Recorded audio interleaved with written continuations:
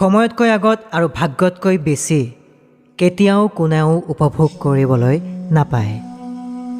ভগৱান শ্ৰীকৃষ্ণই যিদৰে এই পৃথিৱীখনক সৃষ্টি কৰিছে ঠিক তেনেদৰে জীৱকুলকো সৃষ্টি কৰিছে আৰু পৰিৱেশৰ লগত সকলোকে শান্তি মনে মিলিজুলি চলিবলৈ কিছু বাণীও দি গৈছে। মদ ভাগৱত গীতাৰ পৰা লোৱা কেইটামান কথাই আপোনাৰ জীৱনত বাৰুকৈয়ে প্ৰভাৱ পেলাব, গতিকে ভিডিঅ'টো স্কিপ নকৰাকৈ মনোযোগেৰে শুনিব। আপোনাৰ কি গ'ল যে আপুনি কান্দি আছে? আপুনি কি আনিছিল যে হেৰুৱাই দিলে? আপুনি কি জন্ম দিছে যে সেয়া নষ্ট হৈছে?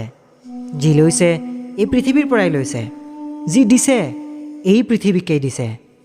যি আজি আপোনাৰ আছে কাইলৈ সেয়া বেলেগৰ হ'ব, কাৰণ পৰিৱৰ্তনেই হৈছে এই সংসাৰৰ নিয়ম। তোমাৰ মোৰ, সৰু ডাঙৰ, আপোন পৰ এইবোৰ মনৰ পৰা আঁতৰাই দিলে দেখিব সকলো আপোনাৰ আৰু আপুনিও সকলোৰে। মানুহৰ মনটো পঞ্চ ইন্দ্ৰিয়ৰ ফান্দত পৰি সদায় কনফিউজ হৈ থাকে, যাৰ বাবে কামনা বাসনা, লোভ, অহংকাৰ, খং, এলাহ ইত্যাদি বেয়া অভ্যাসেৰে মনটো উভৈনদী হৈ থাকে। সেয়ে মানুহে নিজৰ মন আৰু আত্মা দুয়োকে সম্পূৰ্ণ নিয়ন্ত্ৰণত ৰাখিব লাগে, কিয়নো বাসনা, ক্ৰোধ আৰু লোভ এই তিনিখনেই নৰকলৈ যোৱা প্ৰধান দুৱাৰ। গতিকে এইকেইটাৰ পৰা আঁতৰি থাকক, তেতিয়াহে আপুনি স্বৰ্গপ্ৰাপ্তি কৰিব। শ্ৰীকৃষ্ণই কৈছে, মই অতীত, বৰ্তমান আৰু ভৱিষ্যত তিনিও কালৰে সকলো জীৱৰ কথা জানো। কি হৈ গ'ল, কি হৈ আছে আৰু কি হ'ব, কিন্তু বাস্তৱতে মোক কোনেও নাজানে। যি হ'ব লগা আছে সেয়া যেনেকৈ নহওক হ'বই, যি হ'ব নালাগে সেয়া কোনোপধ্যেই নহয়। এনেকুৱা নিশ্চয়তাত যিজনে জীৱন নিৰ্বাহ কৰে তেওঁক চিন্তাই কেতিয়াও অনিষ্ট কৰিব নোৱাৰে। এনেকুৱা কোনো ব্যক্তি নাই যিয়ে জন্মতে মহান হৈ আহে। মহানতাৰ পৰিচয় দিব পাৰে একমাত্ৰ তেওঁৰ কৰ্মৰ জৰিয়তেহে। গতিকে কৰ্মৰ অবিহনে ফল ভোগ কৰা মানুহৰ যি বাসনা সেয়া কেৱল মূৰ্খৰ পৰিচয়। মানুহে নিজৰ ধৰ্ম অনুসৰিহে কৰ্ম কৰিব লাগে।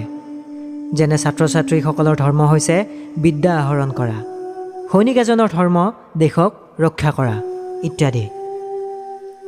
ভাল কাম কৰাৰ পিছতো মানুহে কেৱল আপোনাৰ বেয়াটোহে মনত ৰাখে, কৰি উঠা সেই ভাল কামটো দুদিনতে পাহৰি যায়। সেয়ে লোকে কি ক'ব, কেনেবা দেখিব এইবোৰত ধ্যান নিদি নিজৰ কৰ্ম সদায় কৰি যাওক, কাৰণ সফলতা যিটো তলাৰে বন্ধা থাকে সেই তলাটো কেৱল দুপাত চাবিৰেহে খুলিব পাৰি। প্ৰথম পাত হৈছে কঠোৰ পৰিশ্ৰম আৰু দ্বিতীয় পাত হৈছে দৃঢ় সংকল্প।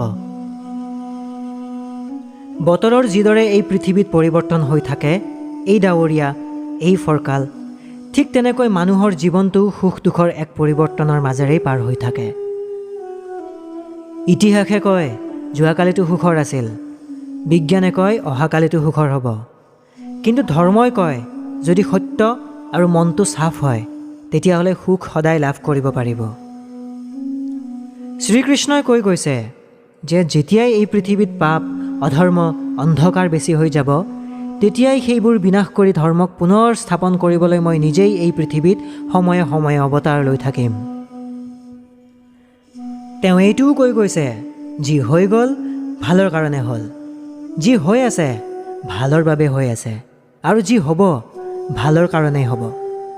আপুনি জীৱনটোক লৈ কিয় অযথা চিন্তা কৰি থাকে? কিয় ভয় কৰে যে কোনোবাই আপোনাক মাৰিব পাৰিব?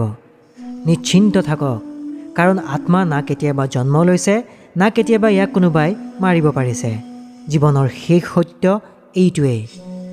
আপুনি যি কামেই কৰিব বিচাৰে সকলো কাম কৰক, কিন্তু সেই কামটো হিংসা, কামভাৱ, স্বাৰ্থপৰতাৰ জৰিয়তে নহয়, নম্ৰতা, ভালপোৱা, সহানুভূতি আৰু ভক্তিৰে কৰক।